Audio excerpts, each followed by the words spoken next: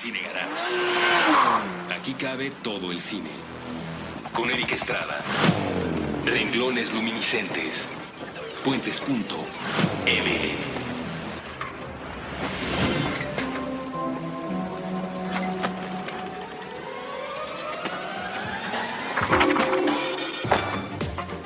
Puentes.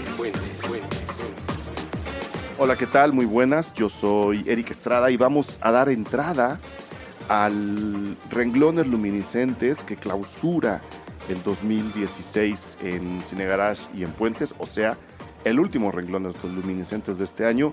No va a ser el último en Cine Garage, no va a ser el último en Puentes, porque afortunadamente creo que ustedes están contentos con lo que está saliendo. Y pues habrá chance de seguir platicando de cine y de libros y de cine, que es la idea de este programa, enfrentar uno con el otro de la manera más amable y creativa posible.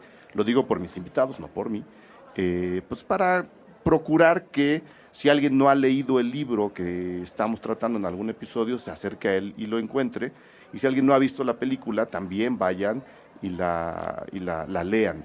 Y si alguien no ha comparado el libro con la película, pues bueno, esperamos aquí generar el suficiente número de ideas y de preguntas para que vayan y hagan justo ese ejercicio, un ejercicio que a lo largo de este año ha resultado, según yo, muy productivo, sobre todo gracias a Saraí Campech, que fue la impulsora de esta idea, que fue la que diseñó un poco la estructura y la manera de acercarnos a estos dos lenguajes tan diferentes que son el del cine y el de la literatura, y que, pues bueno, es dueña de la idea y del corazón de Renglones Luminiscentes. Entonces le doy la bienvenida otra vez a Saraí y le quiero agradecer haber metido esta inquietud a Puentes. Creo que es un programa que la gente está disfrutando. Yo en particular lo disfruto mucho. Y pues bueno, Saraí, mil gracias por haberlo hecho, por haberlo sugerido, por ayudarme en el 90% de la manufactura de este programa, y por estar aquí otra vez, ahora hablando, ya diremos, seguramente ya vieron el nombre del episodio, pero pues vamos a hablar de Lolita, vamos a hablar de Nabokov, vamos a hablar de Kubrick, muchas Ks, ¿no? En el programa de hoy. Gracias, Saraí, bienvenida de nuevo. Estoy conmovida. Muchísimas gracias por... ¿Quién es tu movida?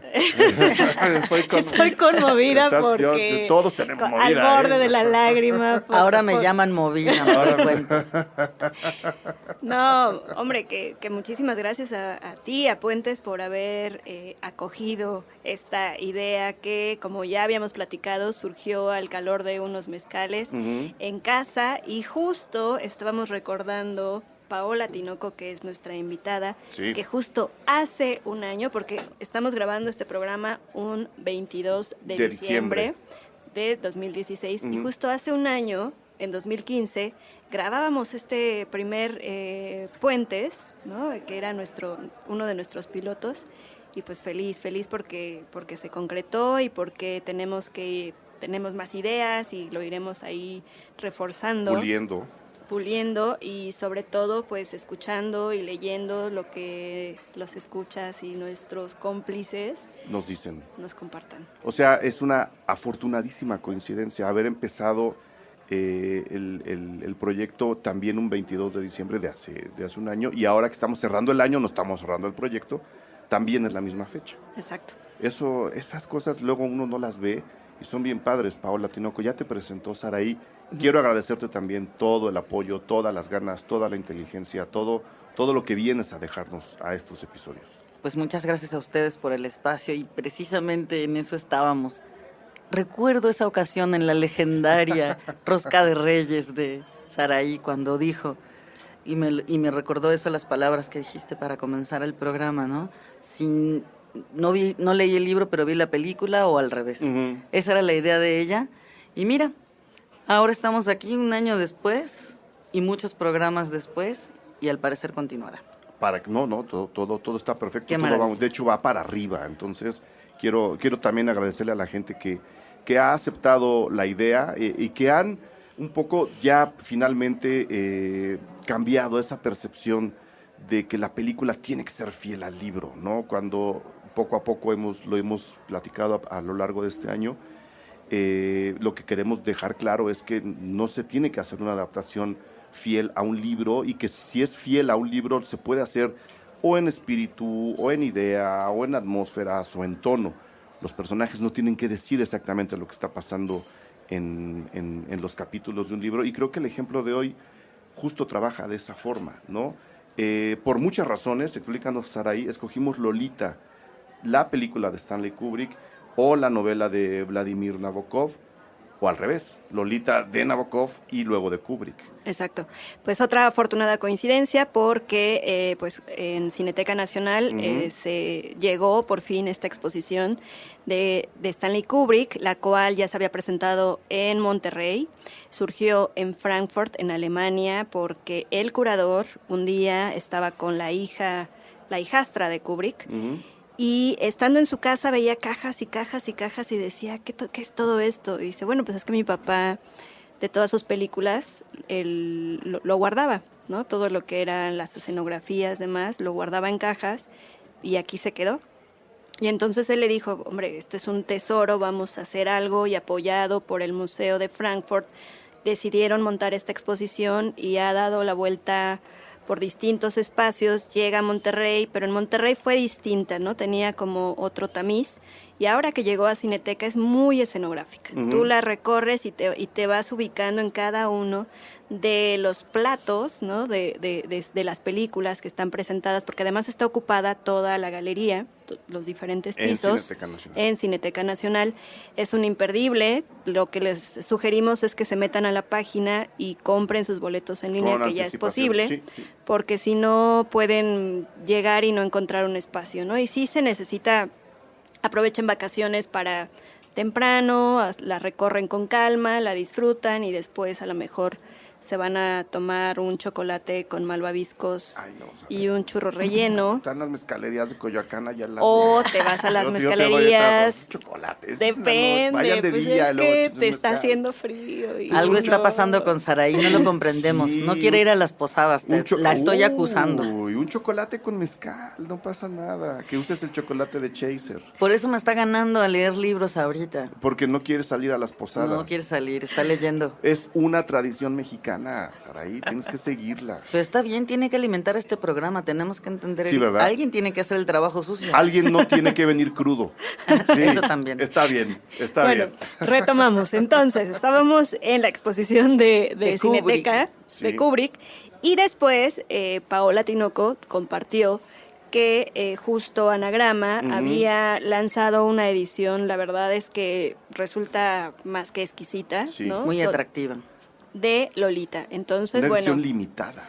Esa edición limitada, en efecto, no va a haber más que estos 3 libros. Estos 3 libros. y de ahí surgió la idea Sí. de tenemos exposición, tenemos retrospectiva, tenemos chance de ver nuevamente las películas de Kubrick en pantalla grande. Exactamente. Y tenemos una edición especial, entonces, y tenemos a Paola Tenemos Tinoco. a Paola, ¿no? Pues había que hacerlo. Estamos llenos de lujos en este fin de año, no hay manera de resistirse a lo que se puede platicar de Lolita, que se ha platicado muchísimo, no solo de la novela, no solo de la película, sino de lo que ya la palabra Lolita representa en sí, porque creo que dejó de ser un nombre propio para convertirse, no sé, En un concepto. en un concepto, ¿no? Antes de entrar a la película, que además es una de las películas que no suelen estar en las retrospectivas cortas de Kubrick o en los ciclos de cine de la película emblemática cuando yo creo que es una película que deberíamos entender mucho mejor antes de hablar de la de Kubrick, y quizá podamos hablar también de la versión que hizo Adrian Lyne en el 97. Creo que en sí la historia de Lolita, la novela, es lo suficientemente rica, ¿no? Cuéntanos, Paula, porque yo no quiero dar mi propia opinión del libro, que he leído 2 veces y que creo que voy a volver a leer por lo que estoy viendo aquí. Precisamente antes de venir al programa estaba conversando sobre los puntos más relevantes de la novela. Bueno, sabemos que los radioescuchas de este programa desde luego deben de conocer la obra o por lo menos tener una referencia. Si no leyeron el libro, habrán visto la película y saben que Humbert es un profesor casado con una mujer entrada en años que tiene una hija de 12, que es un diablo, Sí. y se enamora de ella, ¿no? cae en sus garras, porque la mayoría de la gente piensa que la niña cayó en las garras de él, pero en realidad Es al revés. es al revés. Y ahí es donde surge el concepto de Lolita, una chiquilla que hace lo que se le da su gana con tal de conseguir lo que quiere. Ujú. Yo encontré, no me acordaba además del otro nombre de la novela, lo estoy buscando aquí en mis apuntes, porque justo el otro nombre, ahora te digo dónde lo dejé, dejaba esa ambigüedad entre quién cayó en las garras de quién, ¿no? Si ella en él o él en ella. Ahorita encuentro el apunte, pero ¿de dónde sale? ¿Por qué Nabokov, número uno, escribe, si no mal recuerdo, este libro, él no siendo de habla inglesa natural, decide escribirlo en inglés? Me gustaría que entráramos por ahí al libro, para luego ya derivarnos en el concepto y en lo que hicieron en el cine con ella. Es interesante lo que mencionas porque es cierto, era una parte de Nabokov que quería acercarse al mundo norteamericano. Ujú. Bueno, ellos dicen americano, pero Sí. justo a esta parte, porque es la que a él le convenía y porque él tenía un resentimiento con su país, con la forma en la que estaban desarrollándose las cosas en su época, y se quería ir completamente de eso. Ujú. Pero lo hizo de una manera tan importante que su novela partió la literatura de todo Estados Unidos Ujú. en cuanto entró, ¿no? Porque vino no solamente a dejarles una obra maestra, sino que también puso en jaque la moral de la época y aún ahora lo sigue haciendo. Todavía la de ahora. Sí, pero en ese momento era algo tremendo, era leer Lolita, te estabas metiendo en problemas. Ujú. ¿Cómo lees eso? Que era casi leer pornografía. ¿Era un libro Incluso prohibido? estuvo prohibido, sí. Ah, es lo que te iba a preguntar. Estamos hablando de 1955, chavos. El mundo era otro, ¿no? Sí. El mundo seguía dividido en el bloque occidental y el oriental, en la famosa Guerra Fría, Segunda Guerra Mundial muy cercana. La Guerra Mundial había terminado hacía 10 años. Estaba todo eso, estaba el mundo muy, muy resentido.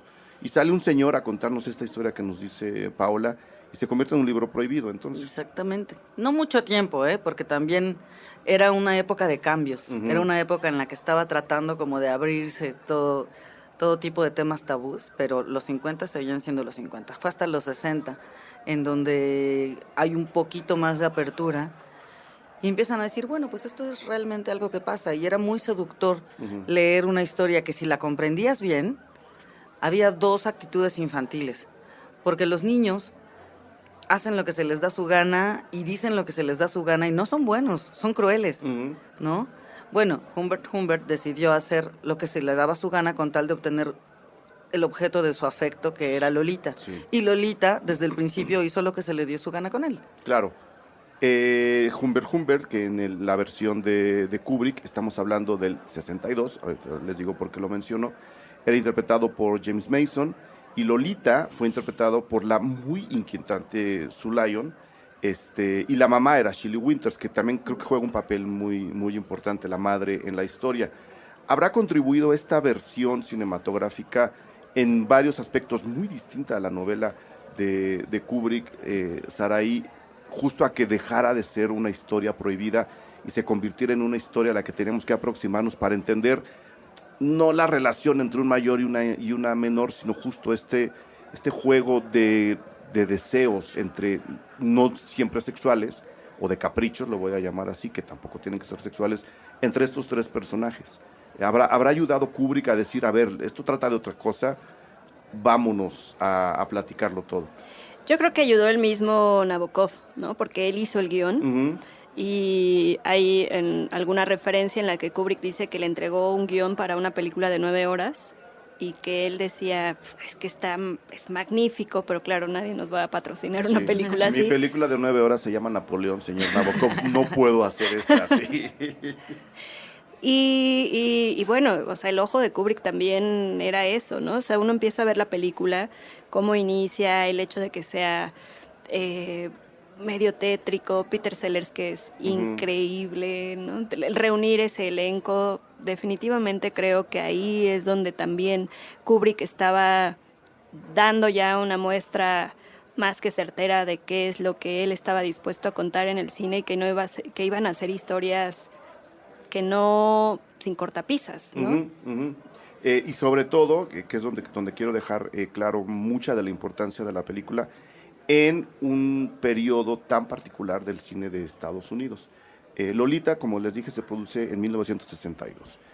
¿Qué es lo que pasaba en la industria cinematográfica en Estados Unidos en 1962? Pues bueno, era una industria en donde, por un lado, el ala conservadora de la comunicación y de los medios de comunicación de la sociedad gringa en general, tenía un músculo, pues como el que va a tener a partir del año que viene, muy, muy presente, muy poderoso, muy pesado, ¿no? Y tenían los tentáculos, como los van a volver a tener, extendidos en cada uno de los departamentos de creación y de manifestación y de comunicación en Estados Unidos.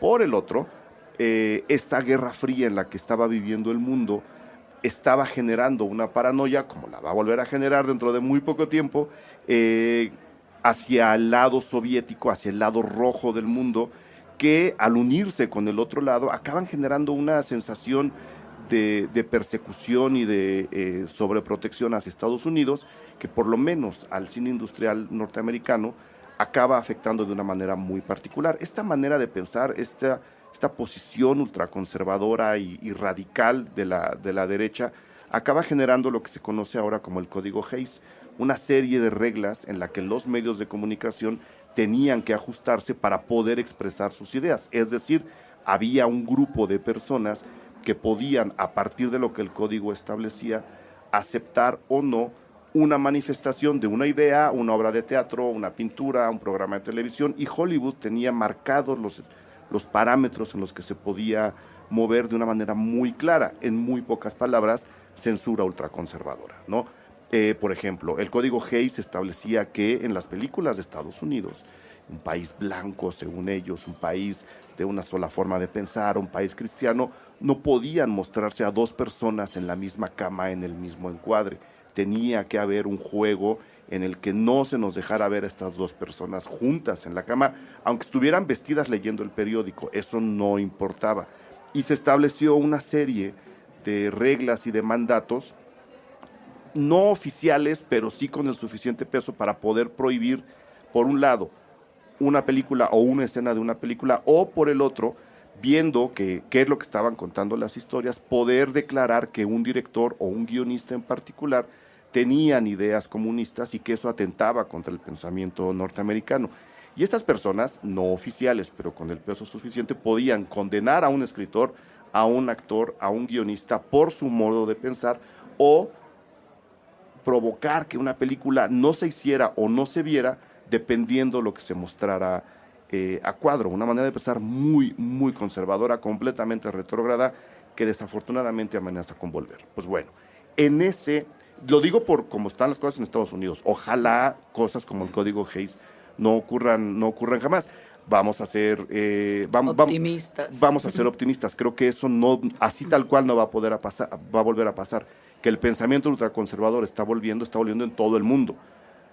Vamos a tratar de dar un pequeño matiz. En el lado soviético no se crean que la cosa era muy liberal. También había una serie de reglamentos que les decían a los creadores artísticos cómo y dónde funcionar.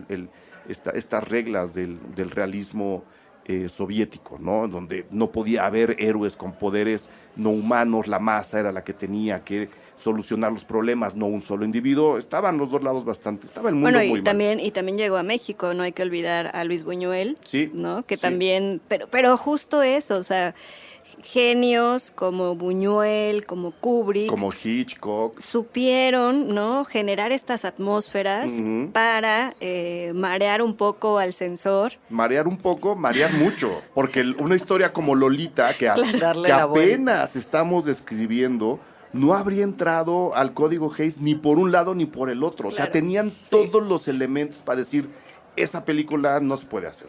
Y se hace. Pero, por ejemplo, a mí me parecen atractivas las dos propuestas, pero no encuentro cuál de las dos es más sugerente en Exacto. cuanto a imágenes. Me refiero a las dos Lolitas, ¿no? La de los 60 y la de los 90. ¿Qué me dirían ustedes que son los expertos? Yo me quedaría con la Lolita de Kubrick, número uno por mi admiración expresa a don Stanley, pero por el otro lado porque sí estaba peleando con un sistema sensor brutal, ¿no? Y él acaba dándole la vuelta y acaba generando estas atmósferas y acaba metiéndonos en la mente de los personajes, teniendo todo en su contra. Número uno. Número dos, es una película en blanco y negro. Entonces, o sea, de nuevo, conseguir esas expresiones psicológicas, conseguir plasmar esos deseos sin el auxilio del color, que en este caso yo creo que le habría sido muy útil, haya sido una decisión consciente o no, haberlo conseguido sin el auxilio del color, creo que hace una película cinematográficamente más poderosa que la del 97, que tiene sus virtudes, pero que curiosamente, estando a finales del siglo XXI y teniendo las libertades más presentes, acaba para mí siendo un poco más puritana. No, yo no cambiaría, por ejemplo, la escena en la que Humbert ve a Lolita al lado de la piscina en la versión de Stanley Kubrick, con la famosa escena en la que Humbert le pinta los dedos en la versión de Adrian Lyne, ¿no? Que sí se los pinta de rojo y que sí todo mundo considera es una escena donde el fetichismo queda plasmado, pero creo que la manera como llega cada uno de los directores a esas dos escenas, aunque son muy diferentes, es completamente distinta. Y yo me quedaría con la de Kubrick. Pero pensando, por ejemplo, en la actriz, en Lolita, es mucho, o sea, Dominique tenía 17 años en la versión del 97 y Sue ya era mayor de edad. Entonces, y sí, es más perversa. Si nos ponemos a pensar, o sea, Dominique tiene como mucho más esa chispa, le crees más que es una adolescente, sin quitarle el mérito a la protagonista de Stanley Kubrick, ¿no? O sea, yo me puse a ver las dos películas justo para notar cuáles eran, ¿no? Definitivamente me gusta Kubrick porque es mucho más oscura, porque te lleva por otros caminos y demás, pero si nos ponemos a pensar en el efecto de lo que es la esencia, ¿no? Lo que es Lolita, creo que Dominique cumple más ese papel. Dominique Swain, estamos hablando de Dominique Swain, contra Sue Lyon, que estaba del otro lado. Yo, sin ser experta, en realidad pensaba a nosotros precisamente en... No, bueno, pero han visto mucho más cine que yo, seguro. Que la versión de los 90 me parece que es mucho más sexual, sin que haya escenas demasiado escandalosas, que también eso lo cuidaron. Sí. Y la otra va directo al intelecto de la gente. Va a hacer que ellos se hagan la historia de lo que está pasando. Son dos conceptos diferentes de una misma obra y eso me parece muy interesante. Claro. Yo tuve un profesor en la universidad, Gustavo García, al cual se le manda un saludo a donde quiera que esté. Falleció hace algunos años, pero hombre, yo le debo mucho de lo que puedo llegar a presumir de apreciar el cine, se lo debo a él. Y él en algún momento, queriendo llegar al entendimiento del cine pornográfico a partir de una pregunta que alguien loco como yo le hizo en una clase, dijo, ok, vámonos con calma, vamos a pasar del erotismo a lo pornográfico a lo largo de 3 clases. La primera clase, la dedicada al erotismo, estuvo ilustrada con Lolita de Stanley Kubrick. La segunda clase, pues sí, nos dijo, el día que se haga una versión de Lolita sin este acercamiento al intelecto de la persona, estaremos hablando de algo mucho más sexual, de una película no erótica, sino de una película mucho más gráfica. Lo siguiente sería hacer una versión pornográfica de Lolita, es decir, mostrar el acto sexual a cuadro, que es en esencia lo que debe tener una película pornográfica. Tenerlo todo gráficamente ahí presente. Del otro lado, en el extremo, no que no ocurra, pero en el extremo está la sugerencia de, sin necesariamente mostrar ni cuerpos desnudos, ni miradas, digamos, inquietantes, que es justo lo que consigue Stanley Kubrick, creo yo. Sí, en la versión del 97, el vestuario de la protagonista, el traje de marinerito que usa con nada más el cuellito y la espalda descubierta, que corre y se trepa en él, ¿no? Y le planta el beso, o sea, eso es sensualidad total. Pura. Sí, ahora estaba pensando en las horas que tendría que haber durado Lolita si se hubiera quedado el guión de Nabokov. Pero piensas en el libro y te das cuenta que seguramente él no quería quedarse sin atmósferas. No se le ocurría pensar que también el director podría crear esas atmósferas a partir de sus ideas, pero no del escrito, ¿no? Que de todas formas se recuperaron. Pero es que la novela tiene eso, precisamente. Tú puedes imaginarte, sin haber visto la película, el lugar del primer encuentro. El lugar en el que Humbert se acerca a su pareja en ese momento, que es la mamá de Lolita, con una intención que ya no tiene nada de sensual, sino de asesina, Sí. ¿no? Todo ese entorno lo puedes leer de una manera nítida. Te deja imágenes nítidas. Pero claro, entiendo perfectamente por qué muchos escritores no pueden hacer guiones, porque no quieren dejar nada fuera. Claro. Y un guión tiene que ser preciso, ¿no? Decir lo que necesita, pero no extenderse en todas esas partes de la atmósfera. Para eso ya tienen ambientadores y demás, ¿no? Claro, y un ejemplo claro, creo que ya había comentado esto antes, en la manera de trabajar de Hitchcock, ¿no? O sea, adaptando novelas, estando sus películas prácticamente todas adaptadas de novelas o de textos previamente existentes, no tenía un guionista, tenía varios, ¿no? Decía, a ver, tú adaptas, tú acomodas los actos, pero voy a llamar a otro para que me haga los diálogos y no te me vayas a poner celoso, ¿no? Y por eso sus películas acaban siendo tan redondas. Kubrick normalmente tenía problemas con sus guionistas y normalmente, creo que el 100% de las veces, tuvo problemas con los autores de los libros de donde venían sus películas. Lolita parece ser un poco la excepción. ¿Qué tan fiel, entendiendo que no es un guión para una película de 9 horas, qué tan fiel es, digamos, la línea narrativa, la anécdota de principio a final, que según yo el final es muy, muy distinto entre la novela y la Lolita de Kubrick y luego del señor Lyne, que yo no me acuerdo en qué acaba la de Lyne. Sí No podemos po- decirlo, porque es una película de hace mucho del tiempo. 97, No, pues hombre. en realidad ahí Lolita termina siendo castigada, entre comillas, ustedes no me vieron, porque al final en esa parte ya no hay muertos, ¿no? Están los dos cada uno haciendo su vida, pero Lolita sigue dependiendo de alguna manera de él cada vez que necesita algo. Entonces ella está viviendo con un tipo que la maltrata y que la deja embarazada, y ella tiene un embarazo avanzado cuando busca nuevamente a su padrastro para que le dé dinero, porque viven de una manera precaria, ella y su pareja.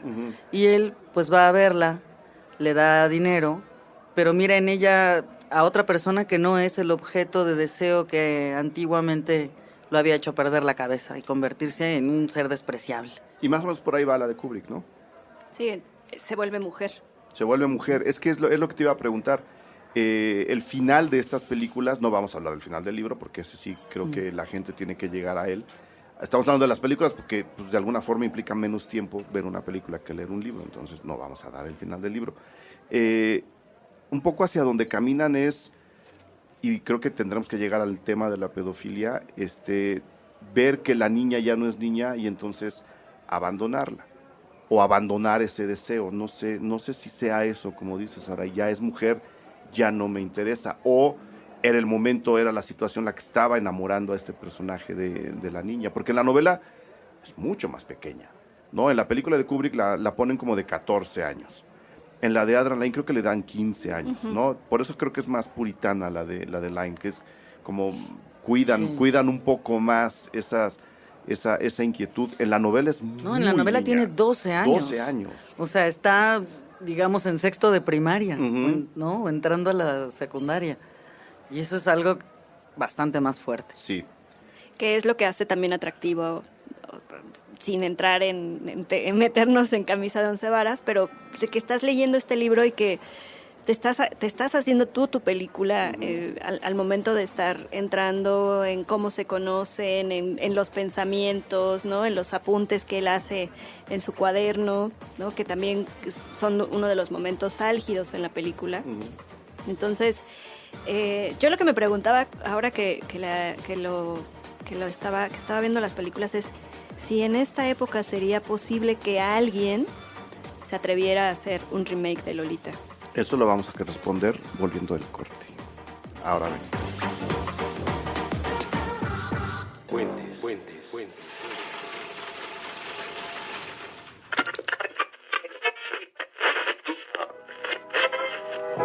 Me llamo Andrés Durán, me dicen boludo. Me llamo y soy Jimena director de Martínez contenidos y Ríos, locutor soy en la Puentes. directora de arte de Hola, me llamo Aldo Leiva y soy productor nombre es general María de Garcés. Puentes.es. Me llamo Evaristo Corona y en Me llamo Puentes hago Mariana un Aguilar programa que y se soy llama la Soy coordinadora Paco comercial de Pablo, Puentes. y Hola, soy coordinador Mitzi de Arcos. producción. Me llamo Arantxa y soy Yo soy Eric Estrada y hago los programas. Me llamo Andrés Vargas Cedeño y soy el que riega las plantas en Puentes.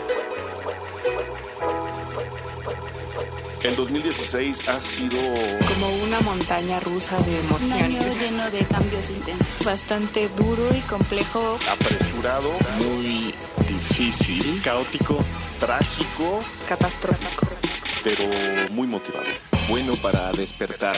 Aprendí muchas cosas. Un año en el que he crecido.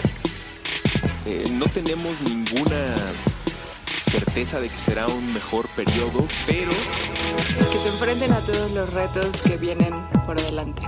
Resistan. sean pacientes, Amen mucho. fe en la gente y fe en las posibilidades de cada uno. No se rindan. Tratemos de ser mejores personas y aprovechemos el tiempo que tenemos aquí. Para poder salir adelante. Eso es lo que creo que nos ayudará a encontrar un frente común y a poder salir adelante de formas distintas y unidas. Y mientras caen sobre la alfombra las últimas migajas de esta rebanada de tiempo conocida por nuestra especie de manera arbitraria como 2016, nosotros en Puentes nos preparamos para el futuro que, aunque luce ahora mismo como un horizonte amargo, confiamos en poder encontrar juntos las herramientas para volverlo más próspero, más justo, mejor. Felices fiestas.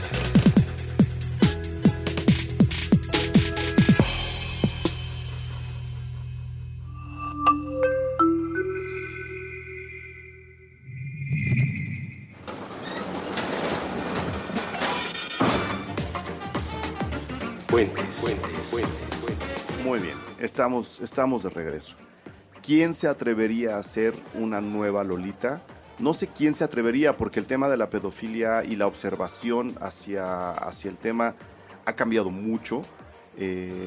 Corrección política o no de por medio, creo que finalmente estamos entendiendo que es un problema en donde además la culpabilidad ya también se está reenfocando, ¿no? Hay gente que ve en la pedofilia una desviación psicológica, no sé qué tan acertado sea eso o no, y pues se están proponiendo tratamientos y se está proponiendo un acercamiento legal pues más justo, menos inquisitorio. ¿Inquisitorio se dice? Sí. Bueno, es un tema muy complicado, pero ahora sabemos que es un tema muy complicado. Yo no sé si sería incluso pertinente volver a narrar Lolita en los términos que los narraba Kubrick, con un acercamiento a la psicología, a una psicología muy compleja, con un acercamiento muy complejo. Es una película con muchísimas capas de lectura. No sé quién se atrevería a hacerla.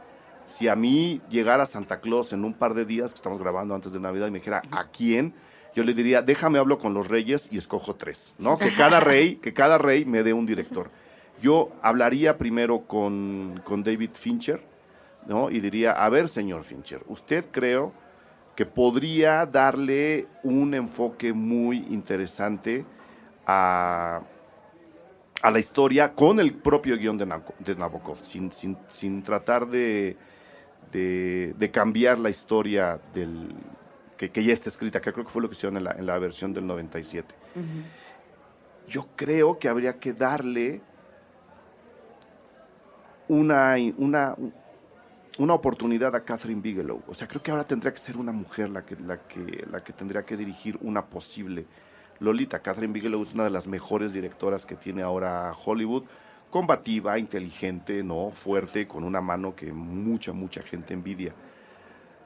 Y no sé si pensaría en alguien de otro país, en alguien como Almodóvar, por ejemplo, que está de alguna forma, y espero que esto no suene incorrecto, a la mitad, ¿no? O sea, es un hombre homosexual, no tiene la testosterona en la cabeza como la tiene David Fincher, que es algo que le admiro mucho.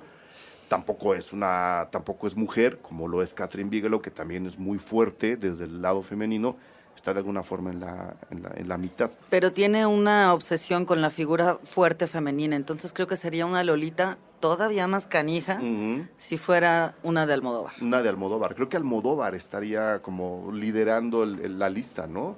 Sí, porque además también tiene esta fijación con las madres. Sí. ¿Qué es lo que les iba a preguntar? Bueno, no sé, ¿tú tienes verdad. alguna idea? ¿Quién?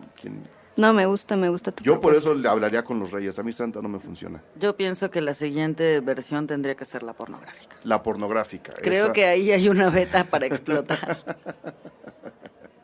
Con nuestros cuidados, o sea, tiene que ser una actriz mayor de edad interpretando a una menor de edad. ¿Y eso cuándo ha sido un problema en la pornografía? Como suele ser en... No, fíjate que no, en la industria pornográfica cuidan mucho que las actrices y los actores sean mayores de edad. Sí, pero que se vean como jovencitas. Claro, sí, que siempre se se vean. encargan. Sí, siempre se encargan. Mira, si cierta empresa importantísima de medios de comunicación puso a una mujer de más de 40 como una chica de 16 años, todo es posible. Bueno, sí. Estamos hablando de Rosa Salvaje. Tienes toda la razón, tienes toda la razón.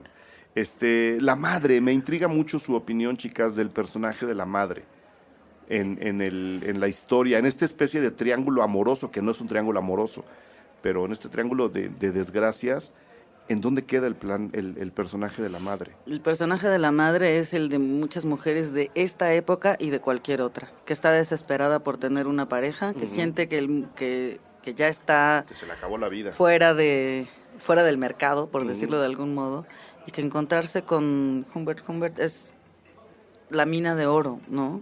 El último hombre de su vida, que en efecto fue el último hombre de su vida. Y pues bueno, ante la desesperación se trataba de tapar los ojos ante algo que realmente era muy claro, ¿no? Es más aguerrida en la película que en el libro, porque en el libro todavía deja mucho más tiempo a ver si las cosas cambian, a ver si está equivocada, o sea, se engaña, ¿no? Y en la película no, en la película ella es más... Yo vi esto Más y está pasando consciente, ¿no? esto. Sí. No, pero además lo señala. Sí, o sea, Y quiero esa decir, es su- consciente de lo que está pasando. Exactamente. No, pero es que también en el libro es consciente, nada más que trata de mentirse, ¿no? Sí, de autoengañarse. Exactamente. Saraí, para ti, ¿dónde queda la mamá? Yo creo que es como dice Paola, o sea, sí es una mujer que en los 60 ya tenía, ya existían esos fantasmas y esos pesares y que en pleno siglo XXI siguen sucediendo, ¿no? Y que los vemos constantemente de madres, sobre todo que tienen hijas que fueron madres jóvenes y que están compitiendo, ¿no? Que también usan minifalda y ya tienen 50 y no que esté mal, pero sí hay que ubicarse un poco ya en tu edad. Y el escote, y que muchas veces, porque lo hemos escuchado con amigas, de que la hija les reclama porque se pusieron la blusa que se había comprado y dices, No. ¿dónde estás parada? ¿No? Entonces, siguen, y bueno, ¿por qué surgió este concepto de MILF? De las, ¿cómo le podemos llamar en español? Ahora se me ocurre, pero pues es de las mamás. De las mamacitas. De las mamacitas, ¿no? Y el personaje, a ver, hablando de la pedofilia, ¿dónde podríamos acomodar la palabra pedofilia en la novela y en la película? Porque creo que, de nuevo, nos están contando otra cosa. El pretexto es este enamoramiento, pero creo que la carne real de la historia está en otro lugar. Acabas de decir algo importantísimo, la carne real, pero me refiero a la de la realeza. Sí. No se consideraba pedofilia que se casaran príncipes a los 12 años y a los 14, ¿no? O que incluso una princesa de 12 años se casara con un anciano, Claro. porque se trataba de continuar con la línea real. Exactamente. Entonces, creo que fue muy acertado, aunque lo dijiste por otra cosa. Sí. Pero pensaba en eso y pensaba cómo la moral se acomoda de acuerdo a los intereses, no a la época, ¿no? Ahora, en el libro, más o menos podría hablarse de pedofilia porque consideramos lo que les dije hace rato, ¿no? A los 12 años todavía no has entrado a la adolescencia. No sabes qué está pasando. No Sabes qué está pasando, sabes pero que no qué. empiezan a cambiar cosas en tu vida, pero en realidad no, mentalmente no. Los cuerpos de las niñas de esta época sí que se desarrollan mucho más rápido, pero sus mentes no. Sus mentes no. Entonces, pero la precocidad es más biológica, bueno, física que mental.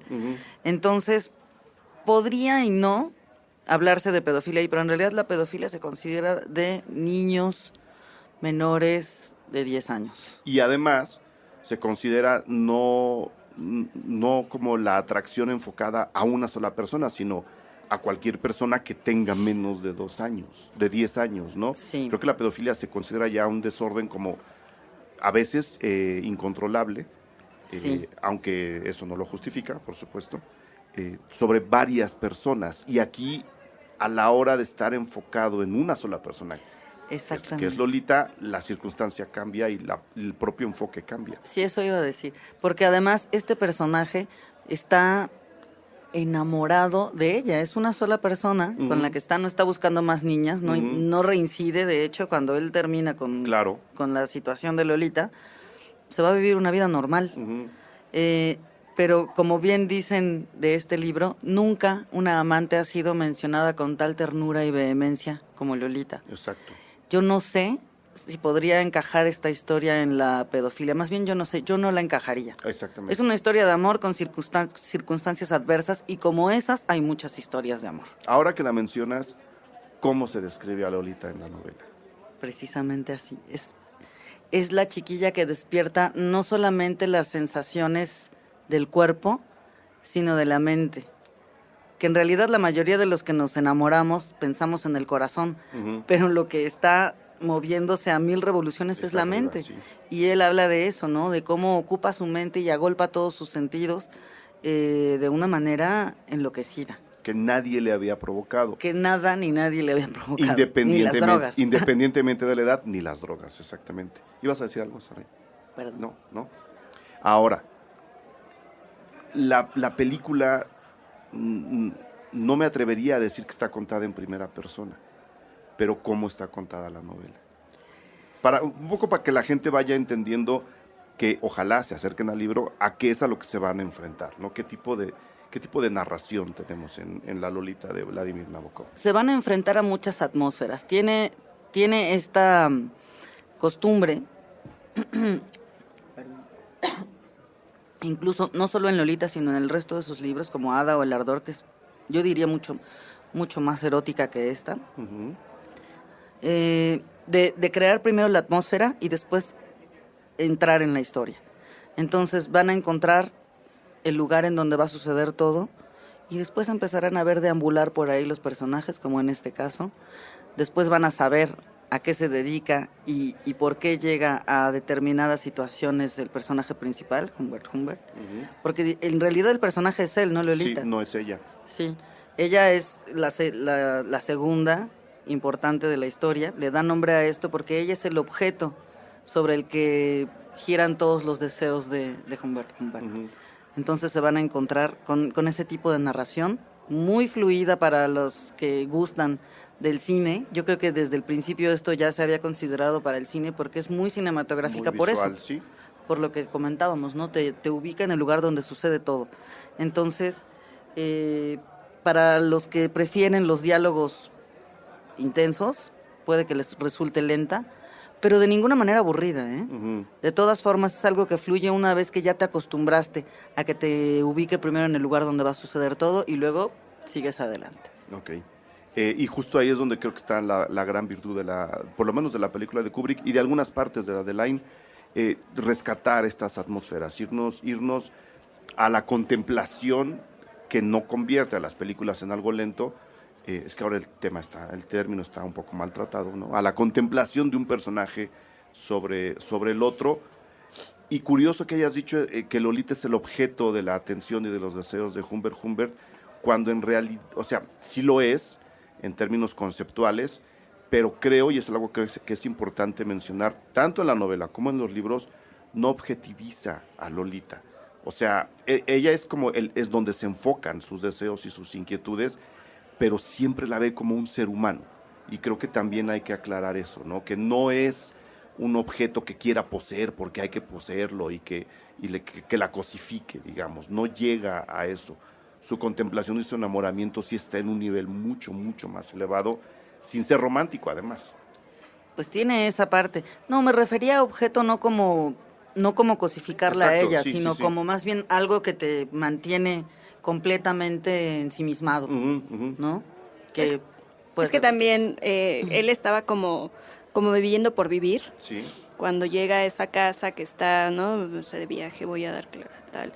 y cuando el jardín, ella es como entrar a un paraíso y renacer. Entonces, como que son todos estas distintas situaciones que hacen a un personaje y a cualquiera retomar la vida de un modo distinto, ¿no? Entonces también por eso por ahí puede venir como esta fijación de este hombre entrado en años. Es más vampiro que pederasta. No, tiene mucha razón. No había pensado en esa parte, qué bueno que la menciona Saraí, porque es cierto, el personaje estaba viviendo por vivir, tanto así que la mamá de Lolita es la que insiste en acercarse a él, insiste, y él nada más porque no tiene nada mejor que hacer, acepta vivir con ella. Y así es como llega el acercamiento entre él y Lolita. Pero él en realidad nunca le interesó a la mamá. No. ¿Qué cualidades y qué particularidades tiene esta edición limitada que ahora está sacando Anagrama de la Lolita de Nabokov? En realidad creo que la mayor cualidad, además de un diseño bastante atractivo. Mucho. Sugestivo. Wow. Todo el mundo me dice, ¿por qué las fresas están partidas a la mitad? ¿Por qué tiene esto? Juzgue usted, señor, vaya a su librería más cercana. Les hace falta ver más porn. Yo creo que lo más importante es que las nuevas generaciones sigan estando cerca de libros tan importantes como este, claro, ¿no? De los grandes escritores. Te imaginé perfecto con tu platón de fresas partidas a la mitad, poniéndole crema batida. Sí, es mi fruta favorita desde Diciendo, niño, te hace falta ver más. Me voy a hacer una camisa que diga, les hace falta ver más porn. Sí, lo voy a hacer. Ya tengo 2, salió una de Stranger Things, que va a decir yo confío en Winona. O yo creo en Winona, y en la otra que acaba de salir aquí me parece además muy, muy oportuno, te hace falta ver más porn. Y se consigue en cualquier lado, me imagino. Sí, ¿Por qué es limitada? librería. ¿Por qué dice edición limitada? En realidad en Anagrama hay ya una buena cantidad de ediciones de Lolita que fueron cambiando a lo largo de los 46 años que lleva la editorial, que no son pocos. No son pocos. Es más, te estoy contando que Lolita salió en Anagrama cuando la película se había estrenado. Sin embargo, en esa época, el editor Jorge Herralde, que ya no es más el editor de Anagrama, ni siquiera pensó en explotar comercialmente la película como imagen de su libro. Okay. Entonces simplemente puso la portada y después se puso la portada de Kubrick, que desde luego tenía alguien que aconsejárselo. Después hay otra portada, cambió de formato. Posteriormente se hizo una nueva portada. Es que como habiendo tantas ediciones, bueno, claro, pues se podía hacer, ¿no? Después hay una portada con la Lolita de los 90. Y luego de esa, la edición de bolsillo. Y la más reciente, que es esta, que ya no tiene fotografías de ninguna de las Lolitas del cine, simplemente las fresas. Que nos devuelve al lado erótico de la historia. Exactamente. Al lado sugerente, al lado interior. Así es, y además, bueno, pues siempre se agradecen los libros cosidos y en pasta dura, son cómodos y hasta agradables de leer, ¿no? Sí, tienen un peso muy, muy particular. Sí. Pues bueno, ¿alguna recomendación para ver Lolita o para leer Lolita? A la gente que no tenga idea a lo que se va a enfrentar, a lo mejor hay un chavo por ahí de justo 12, 13 que dice, a ver, a mí ni me la han dejado en la escuela, que yo creo que deberían dársela en la escuela a los niños. No, bueno, eso no lo verás en un México como el que vivimos. Bueno, por ahora. Ahí está mi sugerencia. Por ahora. Señores de la Secretaría de Educación, a los que tanta lata les doy, este libro se debe leer en la secundaria, creo. La película se debe ver en la secundaria, ya vimos que le da la vuelta a la censura y es muy sugerente, ya que cada quien vea lo que quiera. Sugerencias para acercarse a la película o a la novela. Algo en particular. Creo que hay que aprovechar esta edición limitada para acercarse a Lolita, para hacerlo en la tranquilidad de su habitación, o un día que los papás se salgan a una de estas reuniones, ¿no? de la época, y empezar a sumergirse en una literatura que sale de lo convencional, de lo que dejarían en la escuela regularmente, o estas tiras cómicas o tal, y conocer eso que quizá les ha pasado por la mente y que alguien se atrevió a escribirlo, ¿no? Hay que decirles que es un libro prohibido. Sí. En ese momento se va a leer. En ese momento se va a leer, es un libro prohibido.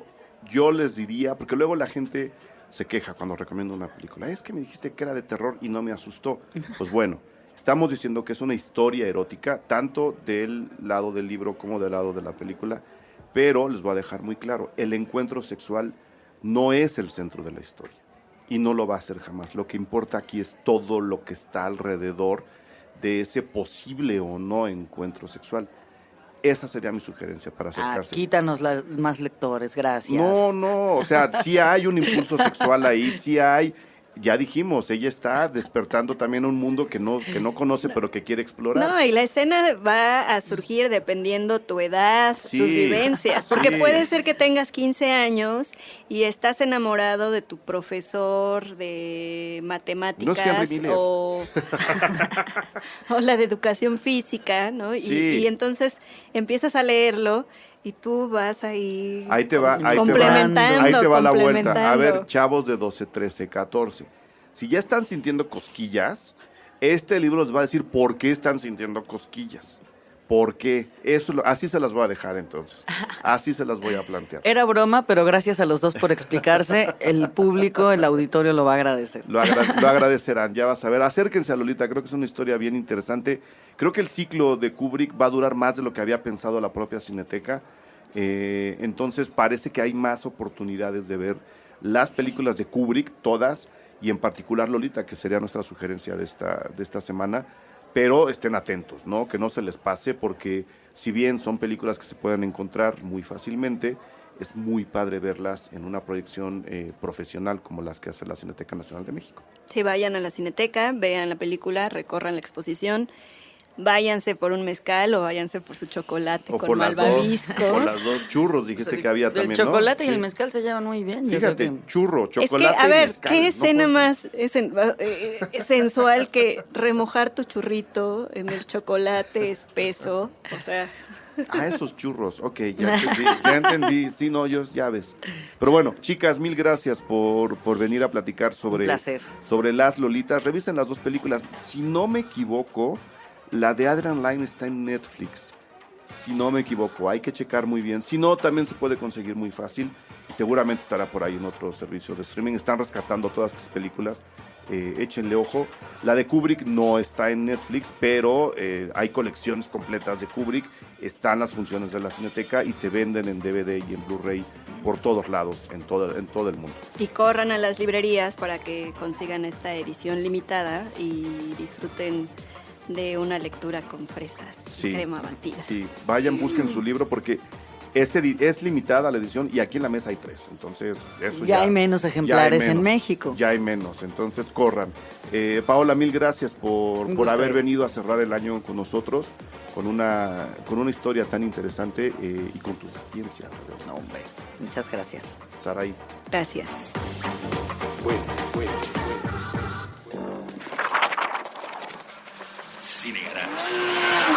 Aquí cabe todo el cine. Con Eric Estrada. Renglones luminiscentes.